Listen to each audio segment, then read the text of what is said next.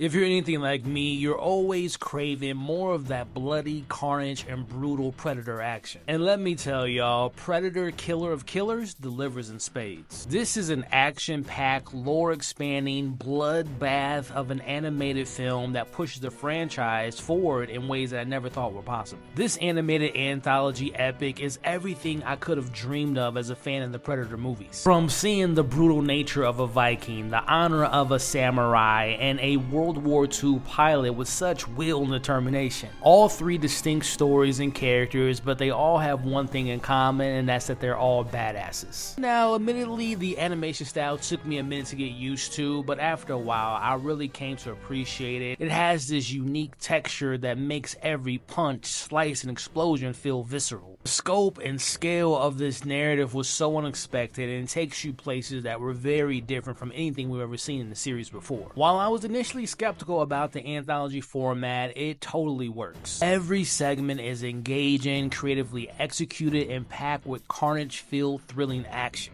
The kills in this film were so imaginative, so brutal, so entertaining, so satisfying, and they were extremely intense, and the pacing just keeps things exciting from beginning to end. Really, my only issue is that the individual stories are about 20 minutes long, so you don't get a ton of time with each character and their situation, and there's a repetitiveness and a certain pattern in which the story is told and how it's structured, where you'll meet the warrior, they have a little mission, they come across the predator, and there is a sense of convenience by how their conflict is resolved. But other than that, I love this film. I really enjoyed this experience, and very similar to how I feel about Prey, I wish I could have seen this on the big screen, but don't let that stop you all from watching this when it's available on Hulu on June 6th. I really do feel like most fans of this franchise are going to have just as much of a good time as I did, which, speaking of the fans, there is a particular Easter egg at the very end that makes me beyond excited for the future of this franchise. Tonight, bloody your spears.